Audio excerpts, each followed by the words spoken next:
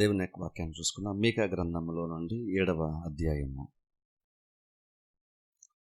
మీకా గ్రంథంలో నుండి 7వ అధ్యాయము మొదటగా 1 నుంచి 4 వచనాల వరకు చదువుకుందాం. మీకా గ్రంథము 7వ అధ్యాయము మొదటి 4 వచనాలు చదువుకుందాం. వేసవికాలపు పండ్లను ఏరుకొనిన తరువాతను, ద్రాక్ష పండ్ల పరిగ ఏరుకొనిన తరువాతను ఎలాగుండునో నా స్థితి అలాగే ఉన్నది. ద్రాక్ష పండ్ల గెల ఒకటియూ లేకపోయెను. నా ప్రాణమునకిష్టమైన ఒక క్రొత్త అంజూరపు పండైనను లేకపోయెను. భక్తుడు దేశములో లేకపోయెను. జనులలో యథార్థపరుడు ఒకడునూ లేడు. అందరూ ప్రాణహాని చేయుటకై పొంచియుండు వారే. ప్రతి మనుష్యుడును కిరాతకుడై తన సహోదరుని కొరకు వలలు ఒగ్గును. 2 చేతులతోనూ కీడు చేయ పూనుకొందురు. అధిపతులు బహుమానము కోరుదురు. న్యాయాధిపతులు లంచము పుచ్చుకొందురు. గొప్పవారు తమ మోసపు కోరికను తెలియజేయుదురు. అలాగున వారు ఏకపట్టుగా నుండి దాన్ని ముగింతురు. వారిలో మంచివారు ముండ్ల చెట్టు వంటి వారు. వారిలో యథార్థవంతులు ముండ్ల కంచె కంటెను ముండ్లు ముండ్లుగా నుందురు.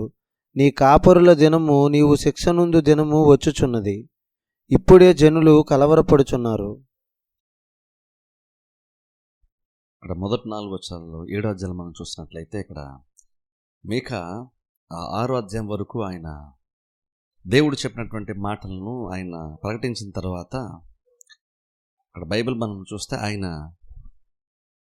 ఆ గ్రామములు కొన్ని ప్రాంతములకు ఇక్కడ మీకా ఆయన తిరుగుతూ అక్కడ జరుగుతున్నటువంటి కార్యాలను చూస్తున్నట్టుగా మనకి అర్థమవుతుంది. అలా చూస్తూ ఆయన కొన్ని స్థలాలను చూస్తున్నప్పుడు ఆయన చెప్తున్న మాట ఏంటంటే, ద్రాక్ష తోటలను కానీ లేదంటే అంజూరపు చెట్లను తోటలు చూస్తున్నప్పుడు ఆయన చెప్తున్నటువంటి మాట ఏంటంటే, ఎక్కడ కూడా ఫలాలు లేనటువంటి ఒక స్థితిని అక్కడ మీకా చూస్తున్నట్లే మాట్లాడుతున్నాడు. ఇంకో రకంగా చెప్పాలంటే వేసవికాలంలో బేసికల్ పంట అంతా కూడా కోసేస్తారు. అలాగ కోసేసిన తర్వాత నిర్మానుష్యంగా ఎటువంటి ఫలాలు లేనటువంటి చెట్లు ఎలాగైతే కనబడతాయో అలాగున్న మనుషుల యొక్క స్థితి కూడా అలాగున్నట్లుగా ఇక్కడ మీకా చూస్తున్నట్లుగా మాట్లాడుతున్నాడు. ఓ రకంగా మీకా ఏదైతే ప్రకటిస్తూ వచ్చాడో దాన్ని నిజముగానే ప్రజల యొక్క జీవితంలో అది నిజమైనట్లుగానే ఇక్కడ మీకా చూస్తున్నాడు. అది ఇక్కడ ఇంపార్టెంట్. అప్పటి వరకు దేవుడు చెప్పినటువంటి కార్యాలను మీకా ప్రకటిస్తూ వచ్చాడు. కానీ చివరిలో 7వ అధ్యాయంకి వచ్చేసరికి మీకా ఏంటంటే అప్పటివరకు ఏదో చెప్తూ వచ్చాడో మరి దాని గురించి ఏమన్నా చూద్దాము తెలుసుకుందాం అనుకున్నాడేమో తెలియదు. కానీ ఆయన వచ్చే మనుషుల యొక్క జీవితంలో ఆయన చూస్తున్నప్పుడు మనుషుల యొక్క స్థితి ఆయనకి ఏమనిపించిందంటే, ఒక తోటకి ఆ తోట కనుక ఆ ద్రాక్ష తోట అనుకోండి, ఆ ద్రాక్ష పండ్లు ఉన్నప్పుడు అది చూడడానికి చాలా సంతోషాన్ని ఇచ్చేటువంటి కార్యం, సమృద్ధికున్నటువంటి ఒక కార్యంలాగా మనకి కనబడుతుంది. కానీ ఎప్పుడైతే అవన్నీ లేకుండా ఉంటుందో, ద్రాక్ష తోటకి ద్రాక్ష పళ్ళు లేనప్పుడు దాని ఉద్దేశమే ఫెయిల్ అయినట్టు రకంగా చెప్పాలండి. అంటే ఉద్దేశాలు నెరవేర్చబడకుండా ఉన్నటువంటి ఒక స్థితిని మనుషుల యొక్క జీవితంలో మీకా చూస్తున్నాడు. ఇక్కడ అలా చూస్తూ చాలా విషయాలు ఇక్కడ మీకా గ్రహించాడు. దాన్నే చెప్తానంటే, ఓ రకంగా ఏమన్నాడంటే, నిజంగానే దేవుడు ఏదైతే చెప్తూ వచ్చాడో ప్రజల యొక్క స్థితి గురించి, ఏదైతే దేవుడు తీర్పు తీరుస్తానని చెప్తూ వచ్చాడో అది నిజంగానే తీర్పునకు యోగ్యమైనటువంటి స్థితిలోనే యెరూషలేము పట్టణము, యెరూషలేము ప్రజలు ఉంటున్నారంటలాగా ఇక్కడ మీకా గ్రహించాడు. ఒక రకంగా చెప్పాలంటే మీకా కూడా ఎలా ఉన్నాడంటే, నీతిమంతుడు లేడు ఒక్కడును లేడు అన్నట్లుగానే ఓ రకంగా మనుషుల యొక్క స్థితి చూస్తే చాలా దయనీయంగా ఉంది ఆత్మీయంగా. కానీ ఏదైతే దేవుడు చెప్తూ ఉన్నాడు నిజంగా ఆయా సందర్భంలో నీతిమంతుడు నిజంగా లేడు, ఒక్కడు కూడా లేడు. నిజంగా దేవుని వెతికేటువంటి వారు, దేవుని గురించి ఆలోచించేటువంటి వారు, దేవుని యొక్క ఆలోచనలు తెలుసుకోవాలనేటువంటి ఆలోచన ఆ ఆశ కానీ నిజంగానే మనుషుల్లో లేనట్లుగా దేవుడు ఏ సందర్భాలు అయితే మాట్లాడుతూ వచ్చాడో నిజంగా బైబిల్ ఉన్నటువంటి మాట నిజంగా వాస్తవమైనట్లుగా ఇక్కడ మీకా గ్రహించాడు. మనుషుల యొక్క దుర్బలమైన స్థితిని చూస్తున్నప్పుడు ఆయన నిజంగా దేవుడు ఏదైతే చెప్తూ వస్తున్నాడో ఆయా సందర్భాల్లో ఇజ్రాయెల్ ప్రజల యొక్క స్థితి గురించి నిజంగానే అది వాస్తవమే. తీర్పు దేవుడు తీరుస్తూ ఉన్నాడంటే దేవుడికి అది కోపం వచ్చి తీర్పు తీరుస్తాడు కాదు, నిజంగానే ప్రజల యొక్క స్థితి నిజంగానే అలాగునే ఉంది. అందుకే నిజంగానే తీర్పు న్యాయమైనటువంటిదని మనుషుల యొక్క జీవితంలో చూస్తున్నప్పుడు ఇక్కడ మీకాకి ఇంకొంచెం ఎక్కువగా బెటర్గా కొన్ని విషయాలు మీకా గ్రహించినట్టుగా మనం చూస్తున్నాం. అలా మాటతో చెప్తున్నటువంటి మాట ఏంటంటే, చూడండి అక్కడ మాటతో 2వ వచనం, భక్తుడు దేశములో లేకపోయాను, జనులలో యథార్థపరుడు ఒకడునూ లేడు, అందరును ప్రాణహాని చేయుటకై పొంచియుండువారే. ప్రతి మనుష్యుడును కిరాతకుడై తన సహోదరుని కొరకు వలలు ఉగ్గు. ఇక్కడ చూడండి ఏం చెప్తారంటే మనిషి లెక్క స్థితి గురించి మాట్లాడుతున్నాడు. నిజంగా చూస్తున్నప్పుడు అంటే ఒక రకంగా మేక ఎలా చూస్తారంటే ఆ ప్రాంతంలో సంచరిస్తున్నప్పుడు దేవుడు తీర్పు తీరుస్తున్నాడు, కానీ కనీసం ఒకరిద్దరైనా మంచి వాళ్ళు కనబడకుండా ఉంటారు దేవునికి. కనీసం ప్రాంతం అంతా పాడిపడి ఉండదు కదా, కనీసం ఒకరిద్దరైనా సరే కనీసం కనబడతారు కదా అని.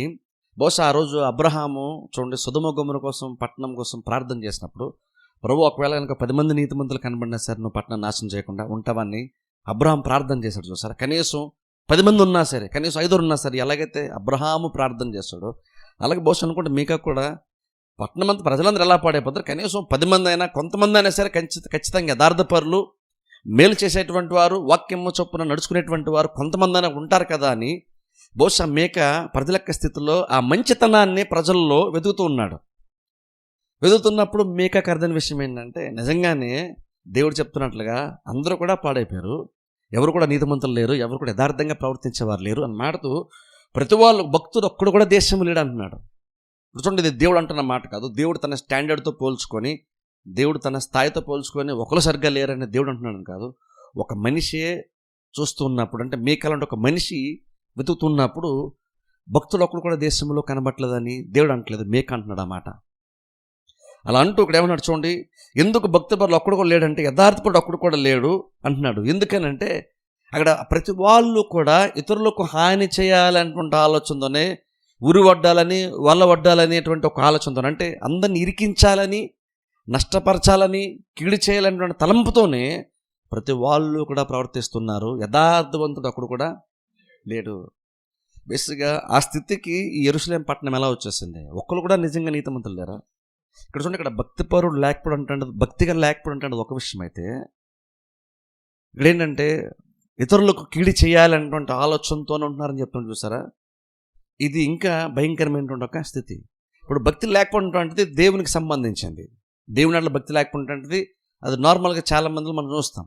కానీ ఇదంతా తీవ్రమైన పరిస్థితులకు వచ్చేసిందంటే ఇక్కడ దేవుని మీద భక్తి లేకపోవడం కాదు, కానీ ఒక రకంగా చెప్పాలంటే దేవుడు అంటే భయం కూడా బహుశా లేదేమో. అందుకనే ఇతరులకి కీడు చేయాలి అనేటువంటి ఒక తలంపుతోనే ప్రతి వాళ్ళు కూడా ఎవరో ఒకరు కీడు చేసి ఆ కీడు ద్వారా ఏదో ఆనందం పొందుదామని, ఏదో ప్రయోజనం పొందుకుందామనే ఆలోచనతోనే ప్రతి వాళ్ళు కూడా ఉంటున్నారని ఇక్కడ మీకు అంటున్నాడు.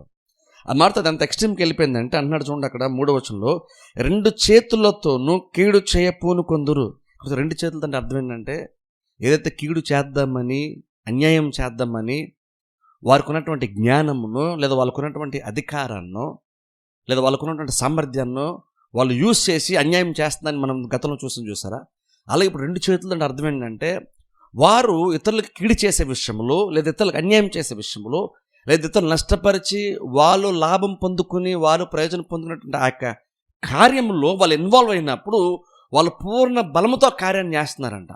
అంటే చాలా తీవ్రతతో వాళ్ళ పనిని చేస్తున్నారని ఇక్కడ మీకా చెప్తున్నాడు. 2 చేతులతో అంటే అర్థం ఏంటంటే చేతులు ఏదో చేస్తున్నాను కాదు, అంటే వాళ్ళు ఏదో ఒంటి చేతితో చేస్తున్నాను కాదు, వాళ్ళకు ఉన్నటువంటి సామర్థ్యం అంతటిని వాళ్ళు యూజ్ చేస్తూ ప్రజలకు కీడు చేయాలనుకున్న ఒక ఆలోచనతోనే అందరూ కూడా ఉంటున్నారు అని ఇక్కడ మేక ఇక్కడ మాట్లాడుతూ చెప్తున్న మాట ఏంటంటే చూడండి, 2 చేతులతోనూ కీడు చేయ పూనుకొందురు. అధిపతులు అంటే అధికారం ఉంటారు, వారు బహుమానం కోరుదురు.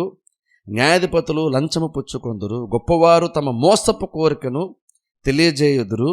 అలాగున్న వారు ఏకపట్టుగా నుండి దాన్ని ముగింతురు. వీళ్ళందరూ అధికారంలో ఉండి సామర్థ్యం గలవారు, శక్తి కలిగినటువంటి వారు, ఎవరైతే వారికి ఉన్నటువంటి సామర్థ్యాన్ని యూజ్ చేసి లాభం పొందుకుంటే ఇతరులకు అన్యాయం చేయొచ్చో, చేసే అవకాశం ఉందో, దాన్ని వాళ్ళకు ఉన్నటువంటి సామర్థ్యం అంతటిని, వాళ్ళు కెపాసిటీ అంతటిని యూజ్ చేసి వాళ్ళు అన్యాయం చేస్తూ అన్యాయంగా జీవిస్తానని ఇక్కడ మేక మాట్లాడుతున్నాడు. ఇప్పుడు చూడండి, ఇది చాలా ఎక్స్ట్రీమ్. ఇది భక్తి లేకపోవడం అదొక ఇదైతే ఇతరులకు కీడు చేయడం మరొక ఇది.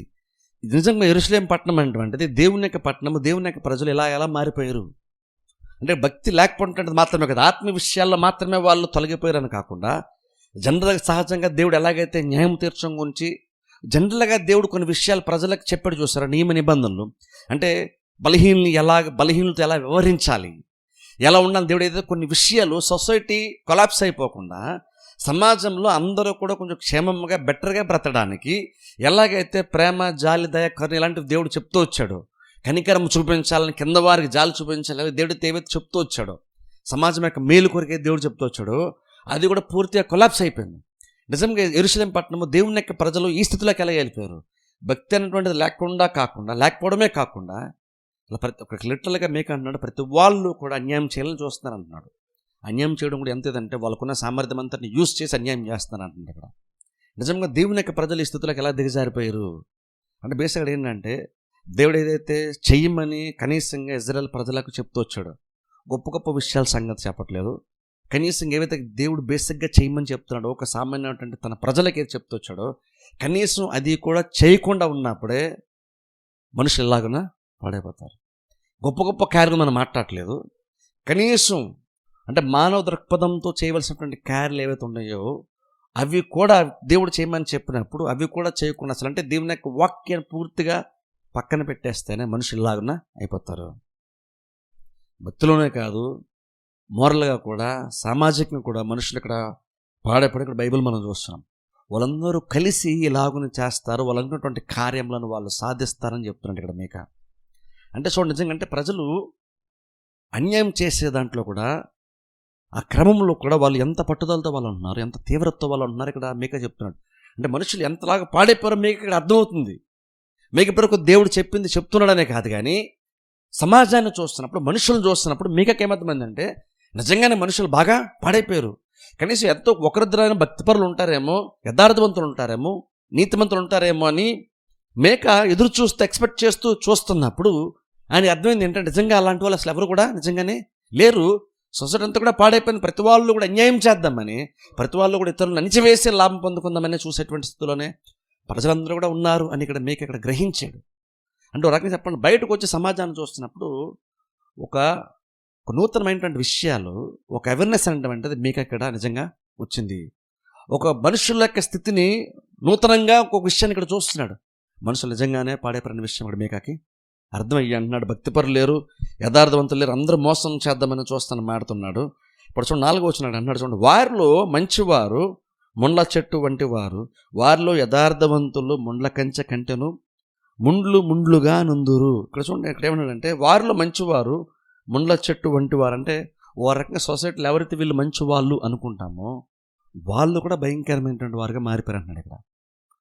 అంటే బేసిక్ అర్థం ముండ్ల కంచేవారు అంటే అర్థం ఏంటంటే వాళ్ళు ఇతరులను గుచ్చాలని, ఇతరులకు కిడి చేయాలని చూసేటువంటి వారు అంటున్నాడు ఇక్కడ.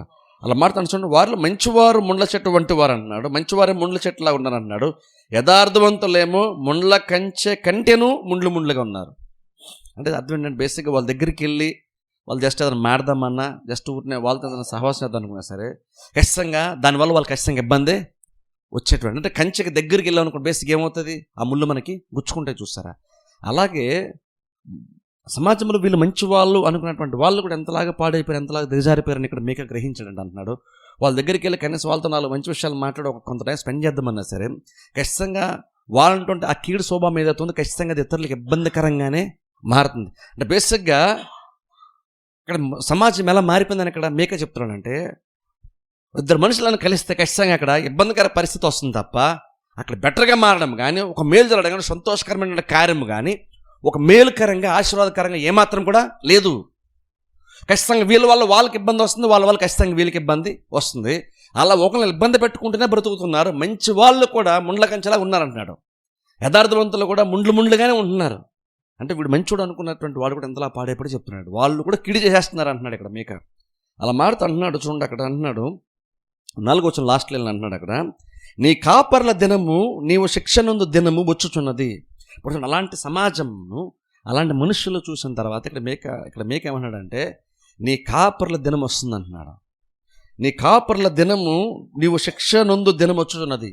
నీ కాపర్ల దినం అంటే అర్థం ఏంటంటే నువ్వేదైతే నువ్వు చేసేటువంటి కార్యంలో నువ్వు తెల్లారలేసిన తర్వాత ఏదైతే నువ్వు చేద్దామని కుట్ర పన్నుతూ ఉన్నావో అదంతా కూడా నువ్వు అనుకున్నటువంటి ప్రతి కుట్రను నువ్వు చాలా హ్యాపీగా చేసుకుంటూ సక్సెస్ఫుల్గా దాన్ని నెరవేర్చుకుంటూ నువ్వు అనుకున్నటువంటి దాన్ని చేసుకుంటూ నువ్వు ముందుకు వెళ్ళిపోతున్నావు. నువ్వు ఆలోచించి నువ్వు ప్రణాళిక సిద్ధం చేస్తున్నావు, జరుగుతుందని అనుకుంటున్నావు. కానీ మేక అంటున్నాడు ఇక్కడ ఒక టైం త్వరలో రాబోతుంది, ఒక దినం వచ్చేస్తుంది. ఆ టైం వచ్చినప్పుడు నువ్వు అనుకుంది జరగదు. నీ గురించి నీ కాపరి ఏం చెప్పాడు అది మీకనే కానీ లేదు దేవుడే కానివ్వండి, ఏదైతే నీ లైఫ్లో జరుగుతుంది, నీ పట్టణంలో జరుగుతుందని ఏదైతే దేవుడు చెప్పాడో, నీ కాపరి, అది మీకనే కావచ్చు దేవుడే కావచ్చు చెప్పాడో అది జరగబోతుందని ఇక్కడ మీకా చెప్తున్నాడు. అంటే బేసిక్ డిఫరెన్స్ ఏం చెప్తున్నాడు అంటే, ఇప్పటివరకు మీరు ప్రతిరోజు మీరు ఎలా అనుకున్నారంటే, మీరు తెల్లారు లేస్తే మీరు అనుకుంది ఈజీగా నేను ఒకటి ప్లాన్ చేశాను, కుట్ర పన్నాను, దాన్ని ఎగ్జిక్యూట్ చేసేయచ్చు, దాన్ని అమలుపరిచేయచ్చు, నేను అనుకున్నటువంటి దానిని సాధించుకోవడంలో, నేను అన్యాయం చేద్దాం అనుకుంటే నేను దాన్ని సాధించడంలో, ఏదైనా స్వార్థంతో అన్యాయమైన తీర్పును తీర్చేసి ఏదైనా లాభాపేక్ష పొందుకుందామని అనుకొని ఆలోచించుకున్నప్పుడు దానిని ఇప్పటివరకు సక్సెస్ఫుల్గా నెరవేర్చుకుంటూ వచ్చాను. నేను అనుకున్నటువంటి ప్లాన్ ఫెయిల్ అవ్వకుండా ఇప్పటివరకు నేను అనుకుంటే సాధించుకుంటూనే వచ్చాను.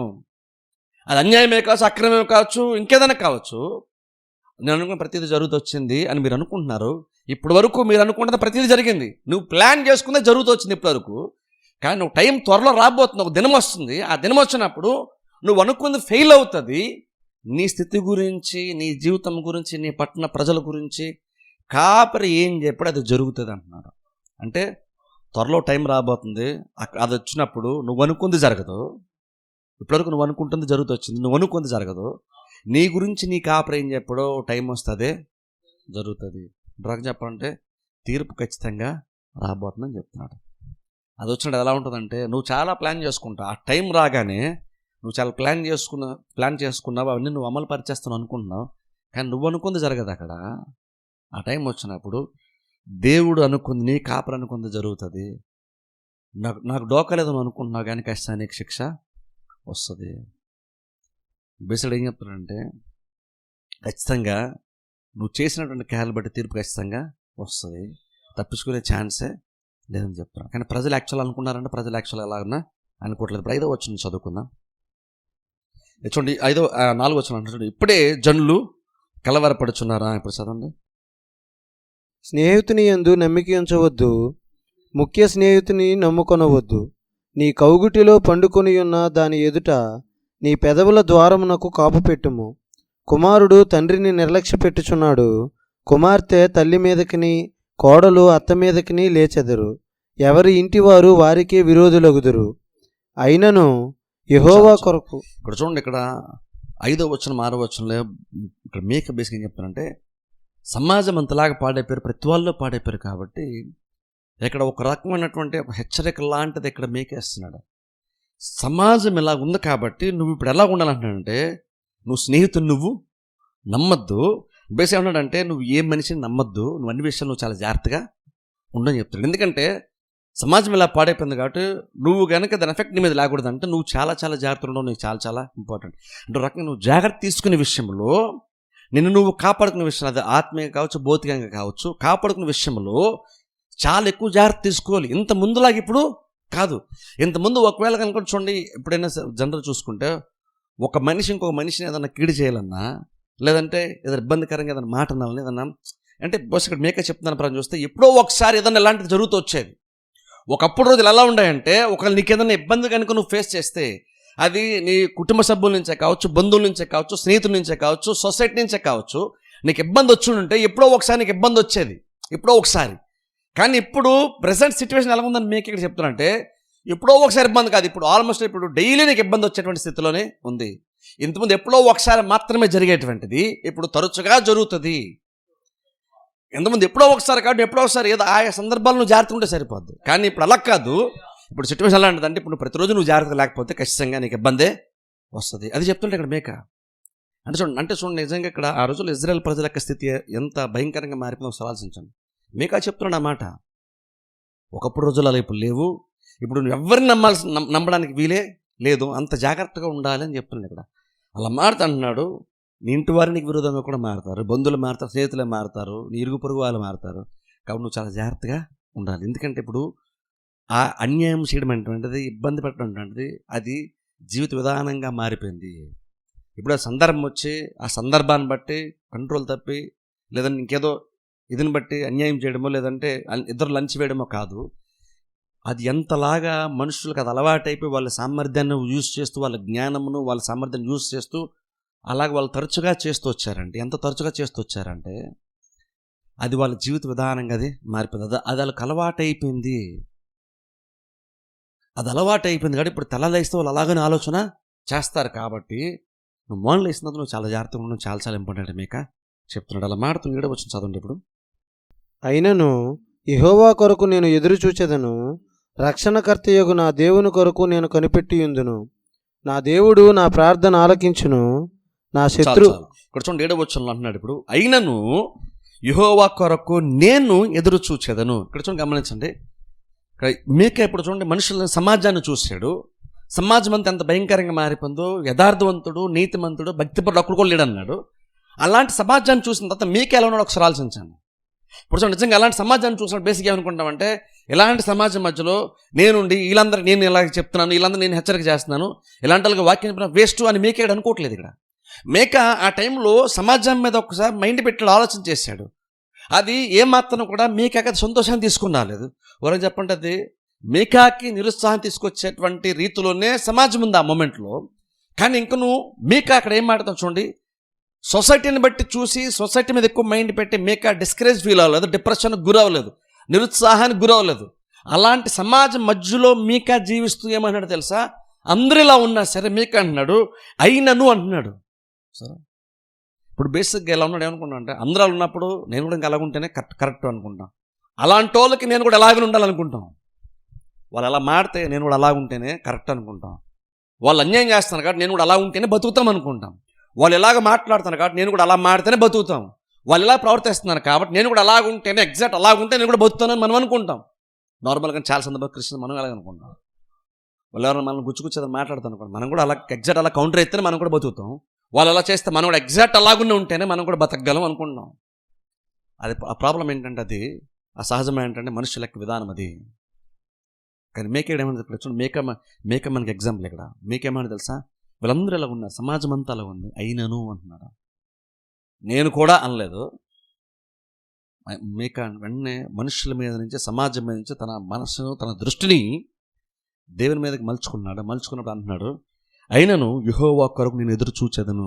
సరే, అంటే సొసైటీ ఎంతలాగా పాడైపోయింది. సొసైటీని చూసినప్పుడు ఎటువంటి నిరీక్షణ లేదు, బ్రతకాలన్న ఆశ లేదు, బెటర్గా జీవిద్దామనేటువంటి ఆశ లేదు, యథార్థంగా ఉందామని లేదు.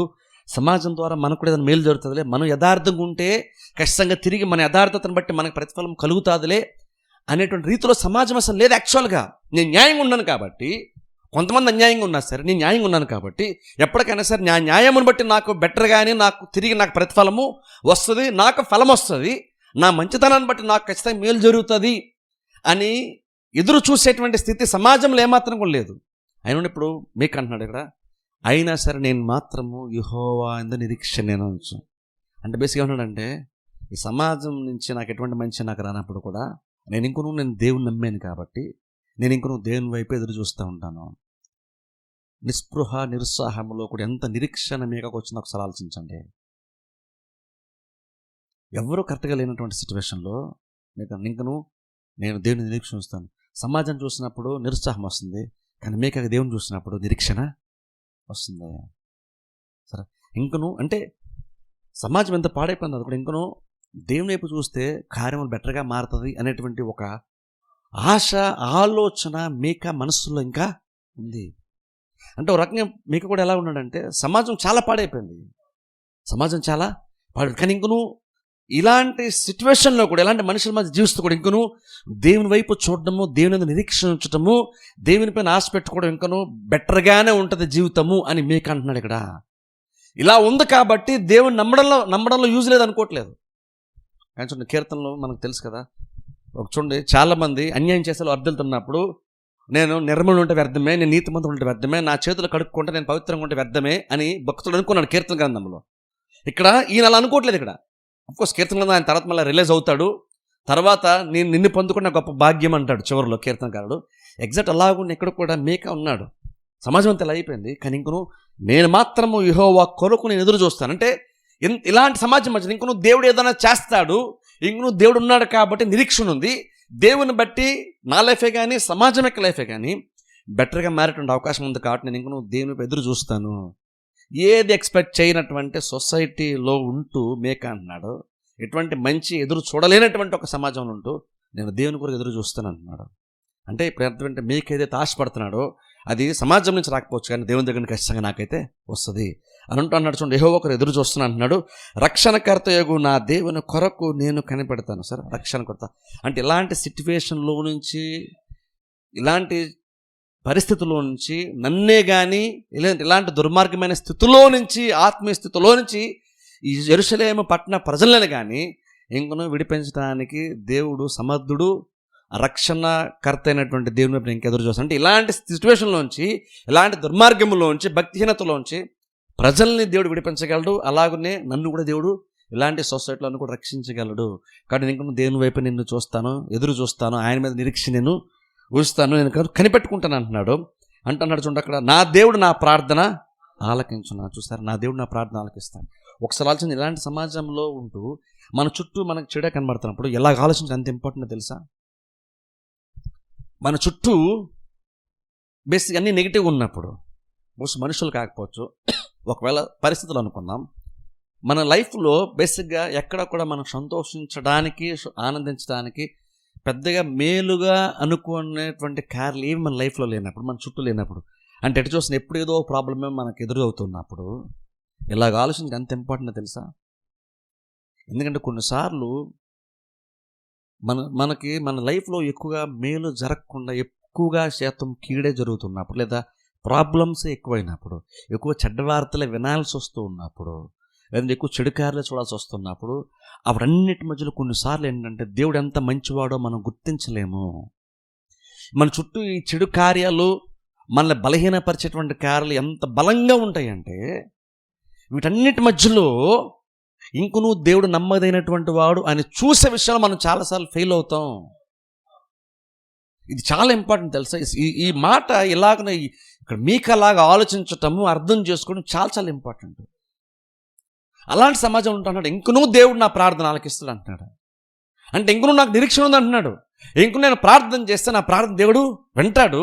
దేవుడు నా ప్రార్థన ఉంటాడంటే అర్థం ఏంటంటే నా ప్రతి ప్రాబ్లంకి సొల్యూషన్ ఖచ్చితంగా నాకు దొరుకుతుంది అని అంటున్నాడు. మీకే ఇక్కడ ఇలాంటి సిచ్యువేషన్లో కూడా దొరుకుతుంది అంటే దొరుకుతుంది. ఇలాంటి సందర్భాల్లో సాతానుడు జనరల్గా మంచి విశ్వాసాలను సైతము నిస్పృహకి నిరీక్షణ లేనటువంటి స్థితిలోనికి నెట్టేస్తాడు సాతానుడు. ఇలాంటి సందర్భాల్లో తెలుసా, ప్రాబ్లమ్స్ ఎక్కువ ఉన్నప్పుడు నేనైతే ఏమంటానంటే, ప్రాబ్లమ్స్ ఎక్కువ ఉన్నప్పుడు ఆ ప్రాబ్లమ్స్ ఉన్నటువంటి వ్యక్తికి నిజమైన ప్రాబ్లమ్ ఆ ప్రాబ్లమ్స్ కాదు, ఆ ప్రాబ్లమ్స్ బట్టి నెట్టివేయబడుతున్నాడు, ఆ ప్రాబ్లమ్స్ బట్టే బాధించబడుతున్నాడు, ఆ ప్రాబ్లం బట్టే బాధపడుతున్నాడు. కానీ అందులో ఆ ప్రాబ్లమ్స్ కంటే ఇంకా ప్రమాదకరమైంది ఏంటో తెలుసా? ఆ ప్రాబ్లమ్స్ అన్నిటి మధ్యలో వెలుగును చూడలేడు చూసారా, దేవుణ్ణి చూడలేడు చూసారా.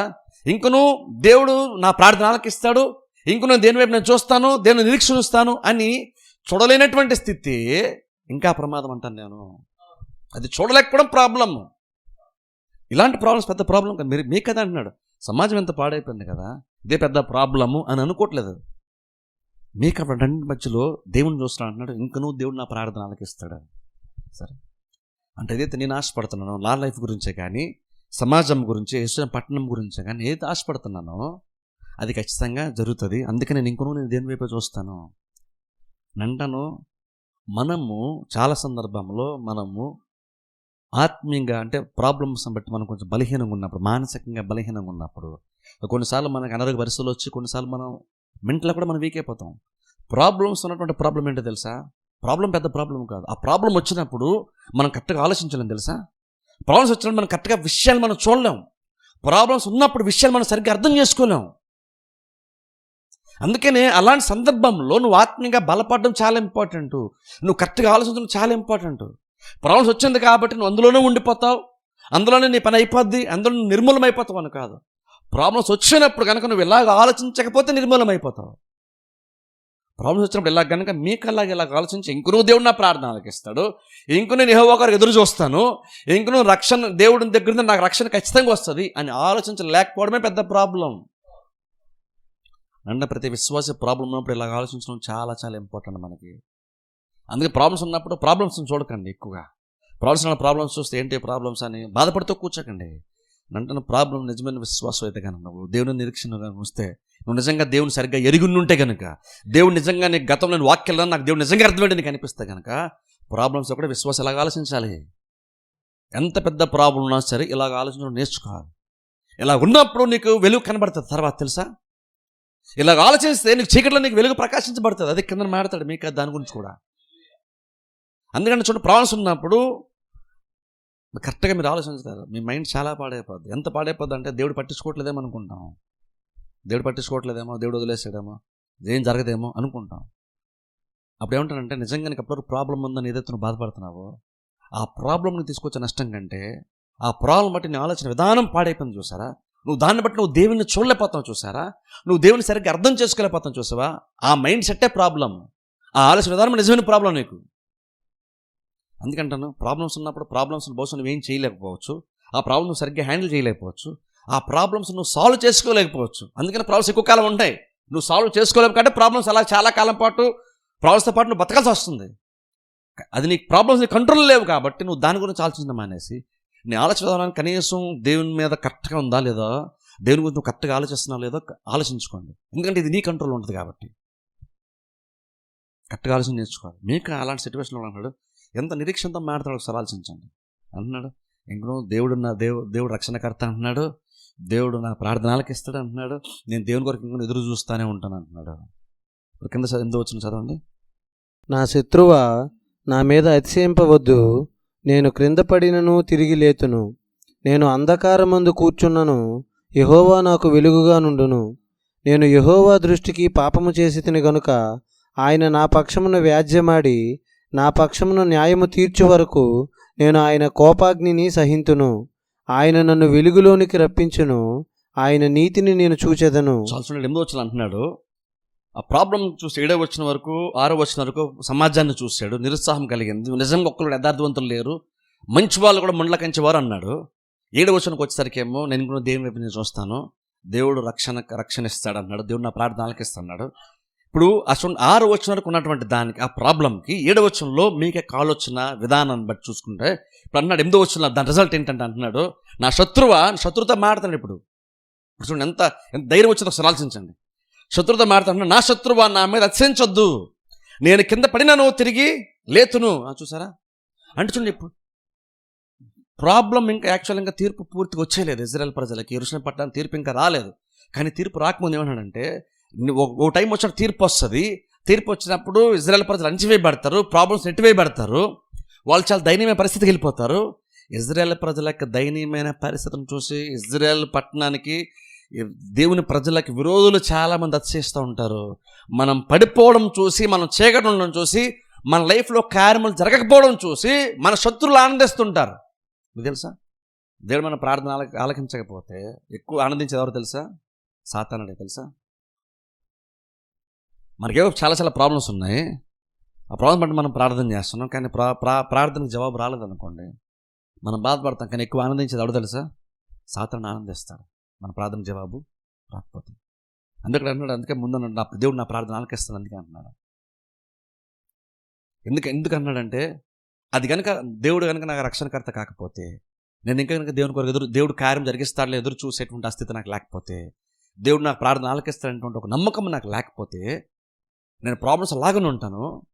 కాబట్టి నా శత్రువు ఎప్పుడు కూడా నా మీద అతిశయపడుతూనే ఉంటాడు. వాడు నన్ను బట్టి ఆనందిస్తూనే నా స్థితిని, నా దేని స్థితిని చూసి ఆనందిస్తూనే ఉంటాడు.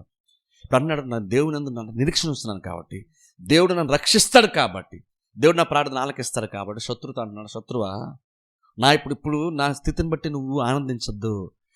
మేము ఇక్కడ యెరూషలేము ప్రజలకి ప్రతినిధిగా కూడా మాట్లాడుతున్నాడు. ఇక్కడ మీకు అంటున్నాడు, మేము పాపం చేసాం, మేము తప్పు చేసాం, దేవుని యొక్క మాటను కాదన్నా కానీ మేము తీర్పులోనికి వెళ్తున్నాం, మేము ఖచ్చితంగా మాకు తీర్పు వస్తుంది అన్నాడు. చూడండి అక్కడ అంటున్నాడు, నేను అంధకారమందు కూర్చున్నప్పుడు యెహోవా నాకు వెలుగుగా నుండును. 9వ వచనం, నేను యెహోవా దృష్టికి పాపము చేసి తినే గనుక ఆయన నా పక్షమున వ్యాజ్యమాడి నా పక్షమున న్యాయము తీర్చు వరకు నేను ఆయన కోపాగ్ని సహింతును. సరే, అంటే బేసిక్గా ఉన్నాడంటే మేము తప్పు చేసాం కాబట్టి దేవుడు మేము మీద కోపపడుతున్నాడు. దేవుడు మీద కోపపడుతున్నాడు కాబట్టి మేము ఇప్పుడు కూడా దేవుని యొక్క ఉగ్రత కిందే ఉంటామనేం కాదు. దేవుడు మా మీద కోపపడుతున్నాడు కాబట్టి, మేము పాపం చేసాం కాబట్టి దేవుడు కోపపడుతున్నాడు కాబట్టి ఆ కోపంలో మేము నిర్మూలమైపోతామని కూడా కాదు. అందుకే నువ్వు ఆనందించద్దు.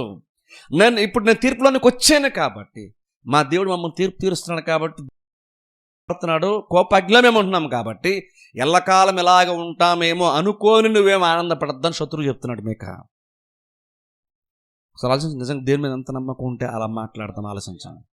దేవుని యొక్క ఉగ్రతను, దేవుని యొక్క కోపమును ఎక్స్పీరియన్స్ చేస్తూ అనుభవిస్తున్నట్టు సందర్భాల్లో మేక అంటున్నాడు, మేము ఎప్పుడు ఇలాగ ఉంటామని నువ్వు అనుకోవద్దు అంటున్నాడు.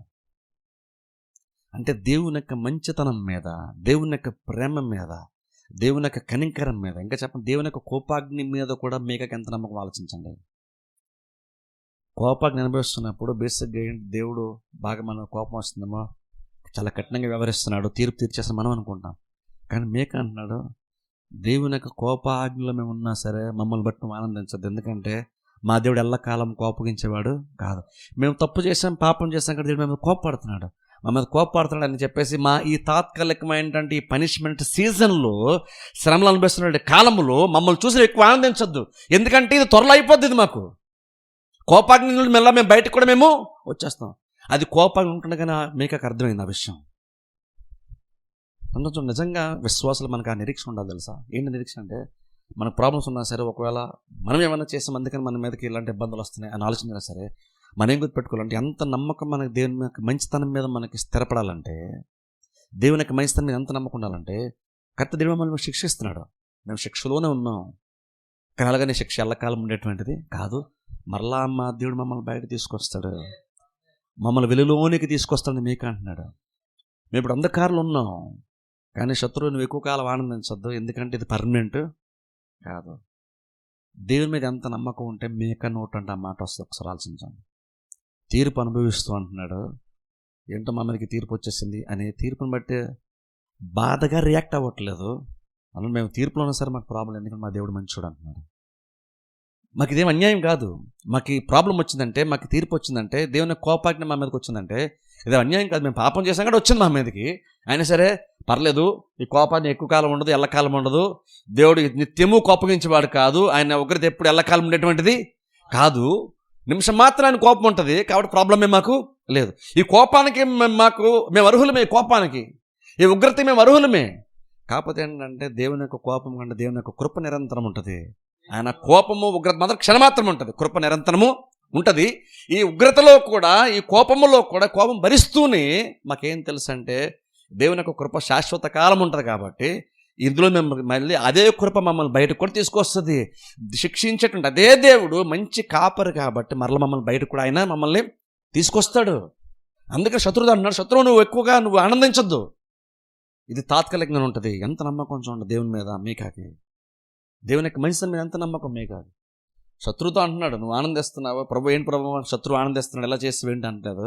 శత్రువుని ఎక్కువ కాలం ఆనందించదు, ఎందుకంటే దేవుని యొక్క కోపం ఎక్కువ కాలం ఏమి ఉండదు, తర్వాత మరల మమ్మల్ని తీసుకొచ్చి మమ్మల్ని గొప్పగా మమ్మల్ని పెడతాడు కదా అని మాట్లాడుతూ అంటున్నాడు. 9వ వచనంలో అంటున్నాడు చూడండి, నేను కోపం సహిస్తాను, ఆయన నన్ను వెలుగులోనికి రప్పించును, ఆయన నీతిని నేను చూచెదను. 10వ వచనం చదవండి. నా శత్రువు దానిని చూచును, నీ దేవుడైన యెహోవా ఎక్కడనని నాతో అనినది అవమానము నొందును, అది నా కండ్లకు అగపడును, ఇప్పుడు అది వీధిలోనున్న బురద వలె త్రొక్కబడును.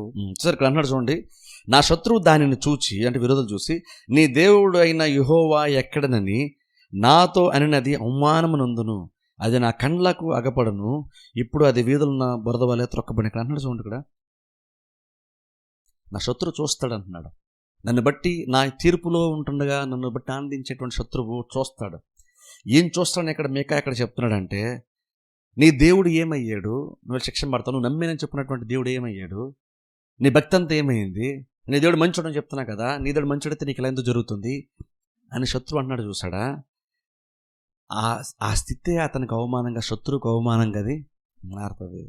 మీ దశ చాలా సందర్భాల్లో మనం ప్రాబ్లమ్స్ ఉన్నప్పుడు సాతాను కూడా అలాగనే మాట్లాడతాడు. అంటే మనుషుల ద్వారా కూడా అలా మాట్లాడేస్తాడు తెలుసా. బైబిల్లో మనం చూసినప్పుడు రబ్షాక్ అనేటువంటి ఒక అధికారి ఉన్నాడు, అశ్షూరు రాజు పంపిస్తాడు ఇజ్రాయెల్ ప్రజల దగ్గరికి. రబ్షాక్ అనేటువంటి ఒక సైన్యాధికారి ఉంటాడు. ఆయన వచ్చి ఏమంటాడు తెలుసా, ఇజ్రాయెల్ ప్రజలతో, మనుషులతో మాట్లాడుతుంటాడు, ఇజ్రాయెల్ రాజు మీద మీరు ఎక్కువ నమ్మకం పెట్టుకోవద్దు, ఎందుకంటే ఆయన మిమ్మల్ని రక్షించలేడు, మీ దేవుడి మీద కూడా మీరు నమ్మకం పెట్టుకోవద్దు, ఎందుకంటే మీ దేవుడు కూడా మిమ్మల్ని రక్షించడు అని రబ్షాక్ అనేటువంటి ఒక అశ్షూరు అధికారి ఏమంటాడు తెలుసా, ఇజ్రాయెల్ ప్రజలతో మాట్లాడుతుంటున్న మాట యెషయా గ్రంథంలో ఉంటుంది. యాక్చువల్లీ మాట గతంలో మనం చాలా సందర్భంలో ఈ ప్రార్థన సందర్భంలో చూసుకున్నాం. ఆ రబ్షాక్ ఇజ్రాయెల్ ప్రజలతో మాట్లాడితే ఏమంటారు, యుద్ధం చేయాల్సిన ప్రజలతో ఏమంటున్నాడు తెలుసా, మీ రాజు మిమ్మల్ని రక్షించలేడు, కాబట్టి మనం దేవుని నమ్ముదాం, దేవుని ప్రార్థన చేద్దాం, దేవుడు రక్షిస్తాడు. మీ రాజు చెప్తున్నాడు, ఆ రాజు యొక్క మాటలు నమ్మద్దు, మీరు మోసపోతారు. మీ రాజు మిమ్మల్ని మోసం చేస్తారు, రాజు యొక్క మాటలు నమ్మద్దు. అలాగే మీ దేవుణ్ణి కూడా మీరు నమ్మద్దు, ఎందుకంటే మీ దేవుడు మీకు సహాయం చేయడు అంటాడు. ఎందుకు సహాయం చేయడంటే ఆయన అంటాడు, ఇంతకుముందు మేము చాలా రాజ్యాల మీదకి యుద్ధంకి వెళ్ళాం, చాలా అనేక రకాల ప్రజల మీదకి మేము యుద్ధంకి వెళ్ళాం. వారు ఆ ప్రజలు నమ్మినటువంటి దైవములు వారిని రక్షించలేకపోయినాయి. మా ట్రాక్ రికార్డ్ ఏం చెప్తుందంటే, మా చరిత్ర చెప్తుందంటే, మేము ఇంతకుముందు ఏ రాజ్యాల మీదకి వెళ్ళాము ఆ రాజ్యాలన్నిటి మీద మాకు జయం వచ్చింది. ఎందుకంటే ఆ రాజ్యం యొక్క దేవతలు, ఆ రాజ్యం యొక్క దేవుళ్ళు వాళ్ళని రక్షించలేకపోయారు. ఇప్పుడు అలాగే ఎగ్జాక్ట్ అలాగే మేము ఆ రాజ్యం మీదకి వచ్చాం, ఇప్పుడు మీ దేవుడు కూడా మిమ్మల్ని రక్షించలేడు అని రబ్షాక్ అనేటువంటి ఒక సైన్యాధికారి ఇజ్రాయేల్ ప్రజలతో, రాజుతో మాట్లాడుతుంటాడు. మీ దేవుడు రక్షించలేడు అని. బేసిక్గా ఎందుకని, మీకున్నటువంటి ఆ కొద్ది విశ్వాసాన్ని, కొద్ది నిరీక్షణని బలహీనపరచడానికి, నీరు కాచడానికి అలాంటి మాటలు కొన్ని సందర్భంలో సాతానుడు మాట్లాడుతూ ఉంటాడు. రబ్షాక్ ఎగ్జాక్ట్ అలాగే మాట్లాడాడు. అలా ఎక్కడో కూడా శత్రువులు అంటారంటున్నాడు, మీ దేవుడు ఏమయ్యాడు, మీకు ప్రాబ్లమ్స్ వచ్చినాయి కదా అని. ఎవరైతే నేను ప్రాబ్లమ్స్ ఉన్నప్పుడు ఇష్టానుసారంగా నా గురించి, నా భక్తి గురించి మాట్లాడుతున్నారో వాళ్ళందరూ అవమానం పొందుతారంటున్నాడు ఇక్కడ మేక. వాళ్ళందరూ అవమానం పొందుతారని మాడుతూ, అది వారి అది నాకు నేను అది చూస్తాను అంటున్నాడు. నా శత్రువు అవమానపరచబడ్డం నేను చూస్తాను అంటున్నాడు. ఇప్పుడు అది వీధుల్లో బురద వల్ల త్రొక్కబడని చెప్తున్నాడు. 11 వచనం. నీ గోడలు మరలా కట్టించు దినము వచ్చుచున్నది, అప్పుడు నీ సరిహద్దు విశాలపరచబడును. ఆ దినమందు అష్షూరు దేశము నుండి, ఐగుప్తు దేశ పట్టణముల నుండి, ఐగుప్తు మొదలుకొని యూఫ్రటీసు దినము వరకు ఉన్న ప్రదేశము నుండి, ఆయా సముద్రముల మధ్య దేశముల నుండి, ఆయా పర్వతముల మధ్య దేశముల నుండి జనులు నీ యొద్దకు వత్తరు. అయితే దేశ నివాసులు చేసిన క్రియలను బట్టి దేశము పాడగును. సరే, ఇక్కడ అంటున్నాడు చూడండి, ఓ టైం వస్తే నీ గోడలు మరలా యెరూషలేం పట్టణ గోడల ప్రాకారాలు కట్టబడతాయి అంటున్నాడు, నీ సరిహద్దులు విశాలపరచబడతాయని చెప్తున్నాడు. ఆ దినమున అనేక రాజ్యం నుంచి ప్రాంతాల, దూర ప్రాంతాల నుంచి ప్రజలందరూ కూడా నీ పట్టణంలోనికి వస్తారు. ఇది తిరిగి యెరూషలేం పట్టణం మళ్ళీ దేవుడు తిరిగి సమకూర్చిన తర్వాత గురించి మాట్లాడుతున్నాడు. ఆ భవిష్యత్తు నిజంగా ఒక దినాన్ని యేసుక్రీస్తు వచ్చినప్పుడు ఎలాగైతే దేశ నివాసులు అందరూ దేవుని దగ్గరికి వస్తారో దాని గురించి ప్రవచనతో ఇక్కడ మీకు ఇక్కడ మాట్లాడుతూ అంటున్నాడు. అయితే ఇప్పుడు ప్రాబ్లం మాకు ఎందుకు వస్తుందంటే, మేము చేసిన క్రియలు బట్టి మాకు తీర్పు వస్తుందని మాట్లాడుతున్నాడు. ఇప్పుడు చదువుకున్న 14 వచనం చదవండి. నీ చేతికర్ర తీసుకొని నీ జనులను కర్మేలునకు చేరిన అడవిలో ప్రత్యేకముగా నివసించు నీ స్వాస్థ్యపు వారిని మేపుము. బాషానులోను గీలాదులోను వారు పూర్వకాలమున మేసినట్టు మేయుదురు. ఐగుప్తు దేశములో నుండి నీవు వచ్చినప్పుడు జరిగినట్టుగా నేను జనులకు అద్భుతములను కనపరుతును. అన్యజనులు అది చూచి తమకు కలిగిన బలమంతా కొంచెమని సిగ్గుపడి నోరు మూసుకుని ఉందురు. వారి చెవులు చెవుడెక్కిపోవును. సర్పములాగున వారు మన్ను నాకుదురు. భూమి మీద ప్రాకు పురుగువలే తమ ఇరువులలో నుండి వణుకుచు ప్రాకి వత్తురు. మన దేవుడైన యెహోవా యొద్దకు భయపడుచు వత్తురు. నిన్ను బట్టి భయము నొందుదురు. చాలా ఇక్కడ చూడండి, ఇక్కడ దేవుని గురించి మాట్లాడుతూ, దేవుడు కాపరిగా ఉండి ఇజ్రాయేల్ ప్రజలను ఎలా నడిపిస్తాడో అని దాని గురించి మాట్లాడుతూ ఏం చెప్పారంటే, నీ చేతికర్ర తీసుకొని నీ జనులను కర్మేలునకు చేరిన అడవిలో ప్రత్యేకం నివసించి నీ స్వాస్థ్యపు వారిని మేపు. ఇక్కడ చూడండి, ఇక్కడ దేవుడు కాపరిగా ఉండి ఇజ్రాయేల్ ప్రజలు మేపడం గురించి మాట్లాడుతూ మేకంటున్నాడు, మేక ఒక రకం దేవునితో మాట్లాడుతున్నాడు, నీ ప్రజలను ప్రభా నువ్వు మరలా తిరిగి నడిపించు, వారిని బలపరచు, వారిని మరలా నువ్వు పూర్వపు స్థితిలోకి వారిని తీసుకుంటాను మాడుతూ ఇక్కడ 15 వచనం చూడండి. ఐగుప్తు దేశం నుండి నీవు వచ్చినప్పుడు జరిగినట్టుగా నేను జనులకు అద్భుతములు కనపరచుదును. ఇక్కడ చూడండి 15 వచనం దేవుడు అంటున్నాడు, దేవుడు మాడుతా అంటున్నాడు, ఎప్పుడో గత కాలంలో జరిగిపోయినటువంటి ఐగుప్తులో నుండి ఇజ్రాయేల్ ప్రజలు బయటకు వచ్చారు చూసారా, దాన్ని దేవుడు జ్ఞాపకం చేస్తాడు. మళ్ళా అలాంటి కార్యాలు నేను నా ప్రజలకు లైఫ్లో చేయడము ప్రపంచం చూస్తానంటున్నాడు దేవుడు. ఒకసారి ఆలోచించండి దాని గురించి. దేవుడు గతంలో ఇజ్రాయేల్ ప్రజల జీవితంలో ఏదైతే దేవుడు చేస్తూ వచ్చాడో దాన్ని ఇజ్రాయేల్ ప్రజలు గుర్తుపెట్టుకున్నారు, వాళ్ళు గుర్తుపెట్టుకోమని దేవుడు చెప్పాడు. దాన్ని వాళ్ళు పాటలుగా పాడుతూ జ్ఞాపకం చేసుకున్నారు. ప్రవక్తలు ఐగుప్తు నుండి వాళ్ళు బయట తీసుకొచ్చినటువంటి అద్భుతమైనటువంటి కార్యాన్ని కూడా ప్రవక్తలు తరచుగా ఇజ్రాయేల్ ప్రజలు జ్ఞాపకం చేస్తూ వచ్చారు. మనుషులు గుర్తుపెట్టుకోవాలి, ప్రవక్తలు దాన్ని జ్ఞాపకం చేశారు, ఇజ్రాయేల్ ప్రజలు దాన్ని పాట రూపంలో పాడుతూ జ్ఞాపకం చేసుకున్న సందర్భాలు బైబిల్ మనం చూస్తాం. ఇక్కడ దేవుడే మళ్ళీ దాన్ని జ్ఞాపకం చేస్తున్నాడు. అన్నాడు, ఒకప్పుడు అద్భుతాలు చేశాను చూసారా, అలాంటి అద్భుతాలు నేను చేయడం రెడీ ఉన్నాను దేవుడు చెప్తున్నాడు. ఎవరితో అంటున్నాడు ఆ మాట? దేవుని యొక్క మాటను కాదని తీర్పులోనికి వెళ్ళబోతున్నాడు ప్రజలతో దేవుడు చెప్తున్న మాట. దేవుడు ఇస్తున్న నిరీక్షణ ఏంటంటే, ఏదో మరలా మిమ్మల్ని తీసుకొస్తానులే, మరలా మీ రాజ్యం మీకు ఇస్తానని మాత్రం చెప్పట్లేదు. మీ జీవితంలో ఇంకొన్ని ఎన్ని అద్భుతాలు చేయడం నేను రెడీగా ఉన్నానో దేవుడు చెప్తున్నాడు. అక్కడ దేవుడే ఐగుప్తుని జ్ఞాపకం చేసుకుని అంటున్నాడు. ఒకప్పుడు నేను చేశాను చూసారా, అవన్నీ ఒకప్పుడు దేవుడు చేశాడు, మా దేవుడు ఒకప్పుడు చేశాడు, ఇప్పుడు పెద్దగా ఏం చేయట్లేదు అని మీరు అనుకోవాల్సిన అవసరం లేదు. నేను ఇంకనూ మార్పు లేనటువంటి దేవుణ్ణి. అప్పుడు నేను ఎలాగ ఇజ్రాయెల్ ప్రజలకు నడిపించానో ఇప్పుడు నేను మిమ్మల్ని అలా నడిపిస్తాను. ఆ అద్భుతాలు అంటే గతంలో ఎప్పుడో జరిగిన మీరు గతం గురించి మాట్లాడుకోవడం కాదు, ప్రస్తుతం కూడా మరలా అలాంటి గొప్ప గొప్ప అద్భుతాలని మీరు సాక్ష్యంగా మీ లైఫ్లో మీరు ఎక్స్పీరియన్స్ చేస్తారని దేవుడు చెప్తున్నాడు. అది ఎప్పుడో జరిగిపోయిన చరిత్ర కాదు అది. నేను ఎప్పటికీ మార్పు లేనటువంటి వాడిను, నిన్న నేను నిరంతరం ఏకృతున్నాను కాబట్టి అది గతము అని కాదు, ఇప్పటికి కూడా నేను అలాంటి అద్భుతాలు నేను చేస్తాను దేవుడు చెప్తున్నాను. నిజంగా చూడండి, మన దేవుడు ఎంత మంచిదో ఒకసారి ఆలోచించండి. ఇద్దరు అద్భుతం చేసేసిన తర్వాత అది అయిపోయింది, మనమే చాలా సందర్భం మర్చిపోతాం. కానీ దేవుడు దాన్ని జ్ఞాపకం చేస్తే నేను మరలా అలాంటి కార్యాల నుంచి నేను రెడీ ఉన్నాను దేవుడు చెప్తున్నాడు. ఇప్పుడు ఒకసారి ఆలోచించండి, మీకు లైఫ్లోనే కానీ ఇజ్రాయెల్ ప్రజలు నిజంగా ఈ మాటలు వింటే వాళ్ళకి ఎంత నిరీక్షణ వస్తుందో ఒకసారి ఆలోచించండి. తీర్పులోనికి వెళ్తామన్నది భయం కలిగించేటువంటి కార్యము, కానీ మరలా దేవుడు అద్భుతాలు చేస్తాను, ఇలాగ ఐగుప్తులో మిమ్మల్ని తీసుకొచ్చినట్టుగా మరలా మిమ్మల్ని నడిపిస్తాను, నేను అద్భుతాలు కనపరుస్తాను అన్నాడు. ఎంతలాగా అద్భుతాలు కనపరుస్తాడంటే ఇజ్రాయెల్ ప్రజల జీవితంలో మరలా దేవుడు అద్భుతాలు చేసినప్పుడంట జనులు చూసి, ఇజ్రాయెల్ ప్రజలను చూసి, యెహోవా దేవుని చూసి భయపడతారంట. ఎలాగైతే అప్పుడు ఫరో భయపడ్డాడో అలాగే మరలా అన్యులందరూ కూడా భయపడతారు. వాళ్ళు భయపడే అంత గొప్పగా, అంత బలంగా మేలైనటువంటి కార్యాలు మీ లైఫ్లో నేను చేస్తాను. నీ దేవుడు ఏమయ్యాడు అని ఆలోచిస్తూ మనసులో నీ భక్తి గురించి క్వశ్చన్ చేసేటువంటి శత్రువులకి నీ నిజమైనటువంటి దేవుడు నీ పక్షాన ఉన్నాడని నేను అద్భుతాలు చేసి వాళ్ళని భయపెడతాను. నీ లైఫ్లో అద్భుతాలు చేసి ఇంకను నువ్వు నా స్వాస్థ్యమని నేను ప్రజలకి నేను ప్రూవ్ చేస్తాను దేవుడు అంటున్నాడు. సో దేవుడు తన ప్రజలను ఓన్ చేసుకుంటున్నాడు. అంటే ఇంకను మీరు నా జన్మని చెప్తున్నాడు. మీరు నా మాట కాదన్న కాబట్టి మీకు అవమానం ఇంతేలే, అలా ఊరిని అంటున్నారంటే మీరు చేసిన దాన్ని బట్టి మిమ్మల్ని అలా అంటున్నారని దేవుడు అంటలేదు. దేవుడు అలాగ అంటలేదు. దేవుడు అవకాశం శత్రువుకి ఇవ్వట్లేదు. దేవుడు అవకాశం శత్రువుకి ఇవ్వట్లేదు అంటున్నాడు. ఇంకను నేను మరలా మిమ్మల్ని కాపాడుతాను. తీర్పు తీర్చినప్పుడు మీరు బలహీనలు అవుతారు. మీ స్థితిని బట్టి అన్యులు చాలామంది మీ గురించి చులకనే మాట్లాడతారు. కానీ ఆ తీర్పు అయిన తర్వాత అద్భుతాలు ఎంత బలంగా విరివిగా నేను చేస్తానంటే, ఎంత గొప్పగా తరచుగా నేను అద్భుతాలు చేస్తానంటే, మిమ్మల్ని మీ దేవుడు వదిలేసాడు, మిమ్మల్ని మీ ప్రార్థనలు ఆలకించట్లేదు అనేటువంటి మనుషులే మిమ్మల్ని చూసి భయపడతారు. ఎందుకంటే వాళ్ళ క్లియర్ వాళ్ళ కళ్ళ ముందు వాళ్ళకి కనబడేంతలా నేను అద్భుతాలు చేస్తాను. మీ లైఫ్లో నేను సహాయం చేస్తాను. ఎంత సహాయం చేస్తానంటే నిజంగా వీరి పక్షాన ఉన్నాడు అనేటువంటిది అన్యులకు అర్థమవుతుంది. వాళ్ళు నిన్ను చూసి భయపడే అంతలాగా నేను మీ లైఫ్లో కార్యాలని చేస్తాను. దేవుడు చెప్తున్నాడు అన్నమాట. మా లైఫ్లో ప్రభు కార్యాలు చేయవాలని మీకే ప్రార్థన చేస్తాను. దేవుడు అంటున్నాడు, మీ లైఫ్లో అద్భుతాలు నేను చేస్తాను మీకే దేవుడు చెప్తున్నాడు. కొంచెం కింద చదవండి. తన స్వాస్థ్యములో శేషించిన వారి దోషమును పరిహరించి వారు చేసిన అతిక్రమముల విషయమై వారిని క్షమించు దేవుడవైన నీతో సముడైన దేవుడున్నాడా? ఆయన కనికరము చూపుటయందు సంతోషించువాడు గనుక నిరంతరము కోపముంచడు. ఆయన మరలా మన యందు జాలిపడును, మన దోషములను అణిచివేయును. వారి పాపములన్నింటినీ సముద్రపు అగాధములలో నీవు పడవేతువు.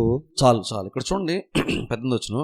తన స్వాస్థ్యంలో శేషించిన వారి దోషమును పరిహరించి వారు చేసిన అతిక్రమముల విషయమై వారిని క్షమించు దేవుడునైన నీతో సముడైన దేవుడున్నాడా?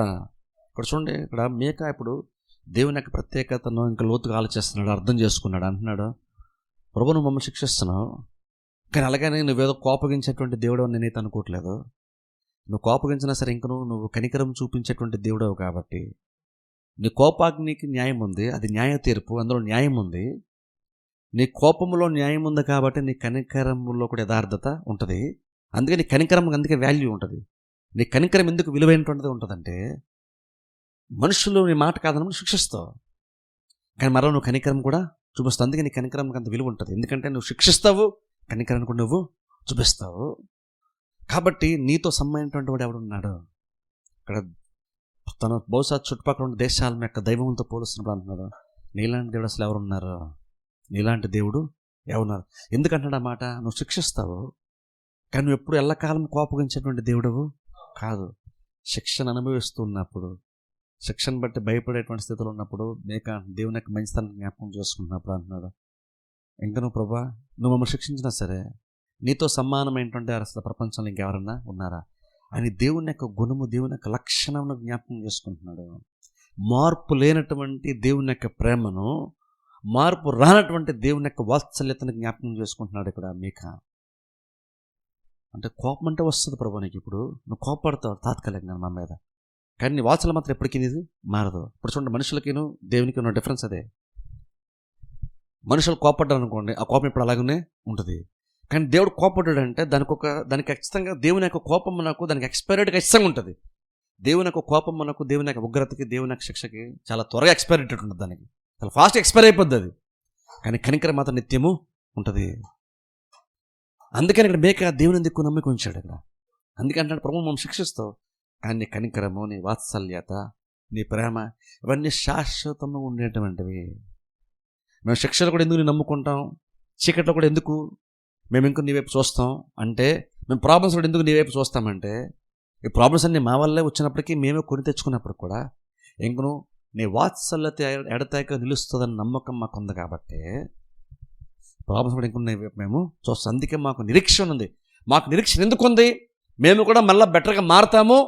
మేము కూడా బానిసలకు వెళ్ళిపోయినా, మేము అట్టడి స్థితికి వెళ్ళిపోయినా, అణిచేయబడినా, అందరి చేత అవమానం నొందినా సరే, ఇంకొన మాకు ఎందుకు నిరీక్షణ ఉందంటే, మమ్మల్ని బట్టి కాదు, నిన్ను బట్టి నిరీక్షణ. ఎందుకంటే నువ్వు మార్పు లేనటువంటి వాడవు కాబట్టి. మేము మారిపోతూ ఉంటాం, కానీ నువ్వు మారవు కాబట్టి ఖచ్చితంగా మాకు నిరీక్షణ ఉంది. అది మీకు చెప్తున్నాడట. ఈ గొప్ప స్థితి గురించి శత్రు మమ్మల్ని చూసి భయపడతాడని, శత్రుని ఎక్కువగా ఆనందించదని చెప్తున్నప్పుడు మేక తన యొక్క భక్తిని బట్టి చెప్తున్న మాట కదా అది. దేవుని యొక్క వాత్సల్యతను బాగా గ్రహించాడు కాబట్టి ఆ మాట చెప్తున్నాడు. ప్రభుని అందుకని నీతో సమ్మైనటువంటి వారు ఎవరు ఉన్నారు అంటే, అప్పుడప్పుడు కనీసం మనం కూడా అలా ఆలోచించుకోవాలి. ఏదో మనం దేవుని నమ్మేము అనే కాదు, నిజంగా మన దేవుడు ఎంత ప్రత్యేకమైన వాడు. అప్పుడప్పుడు కొన్నిసార్లు మనం పోల్చి చూసుకుంటే మన దేవుని గొప్పతనంటే మనకు అర్థమవుతుంది. లేదనుకుంటే మన దేవుడిని ఎంతసేపు మనం సేవించి ఆయన గుణగణాలు, ఆయనకు ప్రత్యేకతలకి అలవాటు పడిపోయినటువంటి మనము, ఆయన ప్రత్యేకత లేకుండా మనకు ప్రత్యేకంగా అసలు ఏమి అనిపించదు. అందుకే కొన్నిసార్లు దేవుడు మార్పు లేని వాడు అన్నప్పుడు అదేంటి ప్రత్యేకత? ఆ మాట ఉన్న ప్రత్యేకత ఏంటి? యెహోవా నేను మార్పు లేని వాడిని దేవుడు చెప్తున్నాడు. ఆ మాట యొక్క ప్రత్యేకత ఏంటి? మనం కొన్నిసార్లు అలా ఆ దేవుని గుణగణాలని కొన్నిసార్లు మనం కరెక్ట్గా లోతుగా ఆలోచించాలి. దాని మీనింగ్ నిజంగా ఏంటి? ఇప్పుడు మార్పు లేని వాడిని మనకు అర్థమైపోతుంది, మారడు అని. మార్పు లేని వాడు అంటే దేవుడు మారడండి, అంతేనా? అందులో మీనింగు లోతుగా ఆలోచించి నీకు అర్థమవుతుంది చాలా విషయాలు. నువ్వు లోతుగా ఆలోచిస్తే నీకు నిరీక్షణ ఏర్పడుతుంది. అక్కడ లోతుగా ఆలోచిస్తే సింపుల్ మేకేమన్నాడు? ప్రభు నువ్వు మారవన్నాడు, కానీ జస్ట్ నువ్వు మారవంటే దాని మీనింగ్ ఆయన ఎప్పుడు మారడండి, అంతేనా? ఆయన మారడన్నటువంటి వాస్తవము నీ లైఫ్ని ఎలా ఎఫెక్ట్ చేస్తుంది? ఆయన మారనటువంటి ఆ సత్యం ఏదైతే ఉందో, ఆయన మార్పు చెందినటువంటి ఆ గుణం ఏదైతే ఉందో, ఆ గుణం వల్ల నీకున్న ఉపయోగం ఏంటో ఇక్కడ మేక అర్థం చేసుకున్నాడు. తనకున్న ఉపయోగం ఏంటో అర్థం చేసుకున్నాడు. ఎప్పుడైనా మనం అలా ఆలోచించున్నాం, మా దేవుడు మారడండి, మా దేవుడు అంత గొప్పడు అంటున్నాం, కానీ మా దేవుడు మారడు కాబట్టి మాకు ఎంత బెనిఫిట్ ఉంటుంది? ఎప్పుడైనా మనం అలా ఆలోచించామా? మన దేవుని యొక్క ప్రత్యేకతను ఎప్పుడైనా మనం అసలు ఆలోచించామా? మన దేవుడు నిజం చెప్తాను చూడండి, మన దేవుడు నిజమైన దేవుడు, అది మీకు తెలుసు. కానీ మన దేవుడు ఎంత ప్రత్యేకత ఉందంటే, నిజంగా లోతుగా ఆలోచించే ప్రతిసారి దేవుడు నువ్వు చూసి నువ్వు చాలా ఇంప్రెస్ అయిపోతావు తెలుసా. నువ్వు దేవునికి నిజంగా నువ్వు సరిగ్గా కనుక నువ్వు వాక్యానుసారం నువ్వు ఆలోచించగలిగితే నువ్వు దేవుని చూసి చాలా ఇంప్రెస్ అయిపోతావు. ప్రతి చిన్న విషయంలో కూడా అంత గొప్పతనం ఉంటుంది, అంత ప్రత్యేకత ఉంటుంది. మన దేవునికి ఈజీగా మనం అట్రాక్ట్ అయిపోతాం, ఈజీగా మన దేవుని మనం ఆకర్షితులు అవుతాం. ఎందుకంటే ఆయన స్వభావంలో అంత ప్రత్యేకత ఉంటుంది. ఎందుకంటే చూడండి, దేవుడు నేను ఇంప్రెస్ అయిపోతే నేను ఇంక ఇంప్రెస్ చేసే కార్యం ప్రపంచంలో ఇంకేది లేదంట. నేనైతే నువ్వు దేవుని బట్టి నువ్వు దేవుని కనుక నువ్వు మహిమపరచడానికి, దేవుని గొప్పగా మాట్లాడడానికి, పొగడ్డానికి, దేవుని బట్టి నువ్వు సంబరపడడానికి, సంతోషించడానికి కనుక దేవుడిని కారణం కాకపోతే నేనంటాను ఇంక నీకు నిజంగా సంతోషించడానికి, గొప్పగా మాట్లాడడానికి ప్రపంచంలో ఇంకేముంది నీకు కారణం అవ్వడానికి? నేను ఇంప్రెస్ చేసే కార్యం ఇంకేముంది ప్రపంచంలో? నేను సంతోషించడానికి, నువ్వు గొప్పగా మాట్లాడడానికి, నువ్వు జ్ఞాపకం చేసిన హ్యాపీ ఫీల్ అయిపోవడానికి ఈ ప్రపంచంలో ఇంక వేరేదేముంది? దేవుడు కనుక నేను చూసినప్పుడు కనుక, దేవుడు నువ్వు చూస్తున్నప్పుడు, ఆలోచిస్తున్నప్పుడు కనుక, దేవుడు కనుక నేను ఇంప్రెస్ చేయలేకపోతున్నానంటే నువ్వు ఇంకా దేవుని సరిగ్గా నువ్వు అర్థం చేస్తావు. నేను మార్పు లేని వాడు నన్ను దేవుడు చెప్తున్న మాట నీకు ఇంకా సరిగ్గా నీకు అర్థం కాలేదని అర్థం. ఆ స్టేట్మెంట్ మీనింగ్ అర్థమైంది, కానీ నీకు దేవుడు, అందులో ఉన్నటువంటి దేవుడు, ఆయన గుణగణాలు నీకు అర్థం కాలేదని అర్థం. ఇక్కడ మేకు అర్థమైంది. అందుకనే అలా ఎంతసేపు మనుషుల కోసం చూస్తున్నప్పుడు శనికి అంటున్నాడు, ప్రభు నీలాంటి వాళ్ళు అసలు ఎవరున్నారు? నీతో సమ్మైనటువంటి దేవుడు ఎవరున్నారు? నీలా శిక్షిస్తూ కోపం తక్కువ చూపించి ఎక్కువ ప్రేమను చూపించేటువంటి వాళ్ళు, అలాంటి దేవుని ప్రపంచంలో ఎక్కడ నేను చూడలేదు. మేము చేసినటువంటి పాపాలను బట్టి నువ్వు కొంచెం శిక్షిస్తున్నావు, కానీ నువ్వు శిక్షిస్తూ ఉన్నప్పుడు కూడా ఇంకా నీ ప్రేమలో అయితే మార్పు లేదు, నీ కనికరణ మార్పు లేదు, నీ వాత్సల్యత మార్పే లేదు, నీలంటే అసలు ప్రపంచంలో ఎవరున్నారు అని అక్కడ మాట్లాడుతూ నిన్ను బట్టి మాత్రమే మాకు నిరీక్షణ ఉంది అంటున్నాడు. లాస్ట్ వచ్చిన చదువుకుందాం. పూర్వకాలమున నీవు మా పితరులైన అబ్రహాము యాకోబులకు ప్రమాణము చేసిన సత్యమును కనికరమును నీవు అనుగ్రహింతువు. లాస్ట్ అంటున్నాడు చూడండి, పూర్వకాలమున నీవు మా పితరులైన అబ్రహాము యాకోబులకు ప్రమాణము చేసిన సత్యమును కనికరం నీవు అనుగ్రహింతువు. ఇక్కడ గమనించండి, ఎప్పుడో అబ్రహాం ఇస్సాకు యాకోబు గురించి మాట్లాడుతున్నాడు. ఇక్కడ అలా మాట్లాడుతున్నాడు, వాళ్ళకైతే నువ్వు చెప్పావో సత్యము కనికరం ఏదైతే ఉన్నావో అది ఇంకో నువ్వు చూపుతావు అంటున్నాడు. అంటే రకంగా దేవుని కనికరం గురించి ఇక్కడ మేక ఏం మాట్లాడుతున్నా అంటే, ప్రభా ఇప్పుడు అబ్రహాముకి ఇస్సాకు యాకోబులకి ఏ కనికరం చూపించావో ఇంకో అదే దేవుడు కాబట్టి అది అబ్రహాం వరకే వచ్చి ఆగిపోయింది కాదు, ఇస్సాకు యాకోబులతో నీ కనికరం ఆగిపోయింది కాదు, అది వాళ్ళకి ఎంతగా వాళ్ళకి నువ్వు కనికరం చూపించావు, ఎంతగా వాళ్ళు నీ నుండి కనికరం పొందుకున్నారో నువ్వు ఇంకను అదే దేవుడవు కాబట్టి, మనుషులు వేరు కావచ్చు, కాలం మార్పు ఉండొచ్చు, నువ్వు ఇంకను అదే దేవుడు, ఇంకను నువ్వు మారవు కాబట్టి ఆ టైంలో అబ్రహాము నీ కనికరం మీద ఎంత ఎక్స్పెక్ట్ చేసి ఎదురు చూసి నీ కనికరం గురించి ఎదురు చూశాడో ఇప్పటికీ మేము అంతే కనికరాన్ని మేము కూడా పొందుకోవచ్చు. అబ్రహాము నిన్ను బట్టి నీ ద్వారా కనికరం ఎంత పొందుకున్నాడో ఇంకా మేము ఎంత కనికరం మేము పొందుకోవచ్చు. ఎందుకంటే కనికరం అటువంటిది నీ ప్రత్యేకత. పొందినటువంటి మమ్మల్ని బట్టి కనికరం మాకు ఎక్కువ వస్తుందని కాదు, నువ్వంత కనికర సంపన్నుడు కాబట్టి మాకు అంత కనికరము వస్తుంది. కాబట్టి అబ్రహాము దేవుడు మాకు సరిపోతాడు అంటున్నాడు. ఒక రకం చెప్పాలంటే అబ్రహాము ఏ స్థితిలో ఉన్నాడో మేము కూడా ఎగ్జాక్ట్ అలా స్థితిలో ఉన్నాం అంటున్నాడు. ఆ రకంగా అబ్రహాం దేవుడు మాకు సరిపోయినటువంటి దేవుడు అంటున్నాడు. ఆ రకంగా చెప్పాలంటే ఎందుకంటే అబ్రహాము నమ్మినప్పుడు అబ్రహాము దేవుడు అప్పుడు ఒకలా ఉన్నాడు, ఇప్పుడు ఒకలా ఉన్నాడని కాదు, అప్పుడిప్పుడు దేవుడు ఒకటే. కాబట్టి అబ్రహాము ఏదేది నమ్మాడో అబ్రహాము నువ్వు ఎలాగెత్తున్నావో మాకు కూడా నువ్వు అలాగునే ఉంటావు, ఎందుకంటే నువ్వు మారవు కాబట్టి. ఎంత మంచిగా మీకా గ్రంథం ముగించుకుంటే ఒకసారి ఆలోచించాం. మన దేవుని యొక్క ప్రత్యేకత గురించి జ్ఞాపకం చేస్తూ మీకా చివరికి దేవుని జ్ఞాపకం చేసుకుంటుంది, ప్రజలను జ్ఞాపకం చేసుకుని దేవుని జ్ఞాపకం చేసుకుని నిరీక్షణ పొందుకుంటున్నాడు. అంటే చూడండి, నిజంగా చివరిలో ఎంత మంచి మాటలు మీకా ద్వారా దేవుడు పలికించి రాయించాడు మనకి. ప్రాబ్లమ్స్లో ఉన్నప్పుడు మనం కూడా దేవుని గురించి ఆలోచించడం చాలా ఇంపార్టెంట్. ప్రాబ్లమ్స్ ఉన్నప్పుడు దేవుడి గురించి ఆలోచించడం. అంటే ప్రాబ్లమ్స్ ఉన్నప్పుడు నీకు ఇబ్బంది వచ్చినప్పుడు అది మళ్ళీ చెప్తున్నాను, అది అనారోగ్య పరిస్థితులు బట్టి కావచ్చు, అది వేరే వేరే ఆర్థిక ఇబ్బందులు కావచ్చు, ఇంక వేరే వేరే మానసికమైన ఇబ్బందులు, ఇంక వేరే ఏ ప్రాబ్లమ్స్ అయినా సరే కావచ్చు. కానీ ప్రాబ్లమ్స్ ఉన్నప్పుడు నువ్వు దేవుని మీద ఎక్కువ మైండ్ పెట్టంటాను. దేవుని మీద ఎక్కువ మైండ్ పెట్టు. నువ్వు ప్రాబ్లమ్స్ ఉన్నప్పుడు బహుశా నువ్వేం చేయలేకపోవచ్చు, కానీ అట్లీస్ట్ కూర్చొని దేవుని మీద మైండ్ పెట్టి ఆలోచించు. నువ్వు గంటలు ప్రార్థన చేయలేకపోవచ్చు నువ్వు ప్రాబ్లమ్స్ ఉన్నప్పుడు, లేదా వేరే ఇంకేది చేయలేకపోవచ్చు, కానీ అట్లీస్ట్ అలా కూర్చొని జస్ట్ నువ్వు బుర్రలో దేవుని యొక్క మంచితనం దేవుని యొక్క కనుక జస్ట్ నువ్వు ఆలోచిస్తూ జ్ఞాపకం చేసుకుంటూ కూర్చో. ఎంత నిరీక్షణ వస్తుందో తెలుసా? అలాంటి సందర్భాలు నిస్పృహలో నువ్వు జస్ట్ ఏం చేయకుండా ఎవరితో మాట్లాడకుండా కూర్చొని జస్ట్ దేవుడి గురించి ఆలోచించుకుంటుంటే చాలు, నీకు నిరీక్షణ ఖచ్చితంగా నీకు ఏర్పడుతుంది. ఎందుకని ఏర్పడుతుంది చెప్తున్నాను.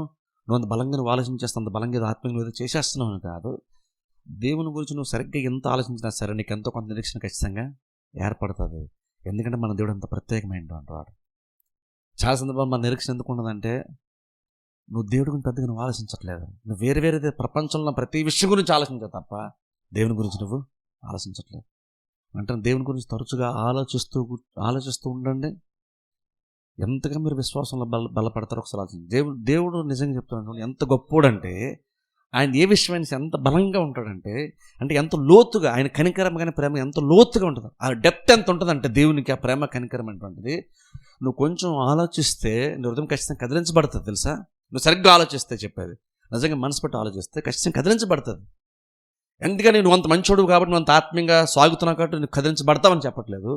దేవుని యొక్క మంచితనం ఎంత గొప్పదని నువ్వు కొంచెం ఆలోచించినా అది నీ హృదయాన్ని కదిలించేస్తుంది. దేవుని యొక్క మంచితనం, దేవుని యొక్క గుణగణాలు అంత గొప్ప అంటున్నాను, ఆయన అంత ప్రత్యేకమైన వాడని చెప్తున్నాను. అందుకనే దేవుని గురించి ఆలోచించడం చాలా చాలా ఇంపార్టెంట్. భక్తులు కీర్తన చూడండి, దేవుని గురించి వాళ్ళు ధ్యానిస్తున్నప్పుడు వాళ్ళు దాన్ని ఎలా వర్ణిస్తారో, ఎలా వివరిస్తారో ఆలోచించండి. ఎందుకని వాళ్ళ బాగా ఏదో దేవుని గురించి మెడిటేట్ చేస్తున్నారు, ధ్యానిస్తున్నారని కాదు, వాళ్ళు ఏదో ధ్యానించేస్తున్నారని కాదు, వాళ్ళు ధ్యానిస్తున్నప్పుడు ఎవరి గురించి ధ్యానిస్తున్నారన్న దాన్ని బట్టి ఆ ధ్యానం ఏంటంటే వాళ్ళకి అంత మంచి ఎక్స్పీరియన్స్గా మారింది. ఎందుకంటే అప్పుడప్పుడు నువ్వు ప్రార్థన చేయమని నేను చెప్పను, కొన్నిసార్లు బైబిల్ చదవమని చెప్పను, కొన్నిసార్లు కూర్చొని ఏం చేయొద్దు, సింపుల్గా దేవుడి గురించి నువ్వు ఆలోచిస్తూ కూర్చో. ఆయన ప్రేమను గురించి, వాత్సల్యత గురించి, కనికరం గురించి వాడు జస్ట్ అలా కూర్చోండి. దాని మీనింగ్ ఏంటి? దేవుడు మారడంటే బేసిక్గా మారడు అన్నప్పుడు అదేంటి, అందులో ఉన్నటువంటి అర్థం ఏంటి? జస్ట్ కూర్చొని ఆలోచిస్తే మనకు చాలా విషయాలు తెలిసిపోతాయి తెలుసా. ఒక రకంగా అడిగితే జస్ట్ అలా కూర్చొని ఆలోచిస్తే అదే పెద్ద ప్రసంగం అయిపోద్ది నీకు నిజంగా. అంటే ఒక ప్రసంగం వింటే నీ అంతగా నీ హృదయం బలపడుతుందో, జస్ట్ ఒక చిన్న ఆలోచన నువ్వు కొంచెం లోతు ఆలోచిస్తే అదే ఒక ప్రసంగం అయిపోద్ది నీకు తెలుసా. అదే ప్రసంగం అయిపోద్ది నీకు. ఎందుకు అవుతుందని చెప్తున్నాను? నువ్వు అంత బాగా ఆలోచన చేస్తానని చెప్పట్లేదు. దేవుడు అంత బలమైన వాడు, అంత ప్రత్యేకమైన వాడు కాబట్టి ఆ ప్రత్యేకమైనటువంటి ఆయన గురించి నువ్వు ఆలోచిస్తే చాలు, ఖచ్చితంగా నువ్వు కదల్చబడుతుంది, నువ్వు హృదయం బలపరచబడుతుంది, నిరీక్షణ వస్తుంది. మీకాకి అలాంటి పాడైపోయినటువంటి సమాజంలో ఒక్కడని నీతివంతం ఉంటాడేమని వెతుకుతుంటే ఎవరు దొరకలేదు. కానీ చివరికి ఎంత గొప్ప నిరీక్షణతో ఆ గ్రంథం ముగించబడింది ఆలోచించండి. మనుషులను బట్టి నిరుత్సాహపడలేదు, దేవుని బట్టి గొప్ప నిరీక్షణ కలిగి ఉన్నాడు మీక. ఎగ్జాక్ట్ అదే అంటున్నాను. మన చుట్టూ ప్రతిదీ కొలాప్స్ అయిపోద్ది, మన చుట్టూ ప్రతిదీ మారిపోద్దేమో, కానీ దేవుడైతే ఎప్పటికీ మారడు. దాన్ని బట్టి నిరీక్షణ ఉంచాలి, దాన్ని బట్టి ఇంకనూ భక్తిగా మనం కొనసాగాలి. ఎందుకంటే దేవుడు ఎప్పటికీ మారడు. మన దేవుడు ఇతర దేవుళ్ళుగా పిలవబడిన వాళ్ళు అంటాడు కాదు, చాలా చాలా ప్రత్యేకమైనడు. ఆయన కోప్పడతాడా అంటే కోప్పడతాడు, కానీ అది నిమిషం మాత్రం ఉంటుంది. ఆయన వాత్సల్యం మాత్రం ఎడతెగక నిలుస్తుంది. ప్రార్థన చేస్తున్నారు, తల వంచి కళ్ళు మూసుకొని ప్రార్థన చేసుకుని.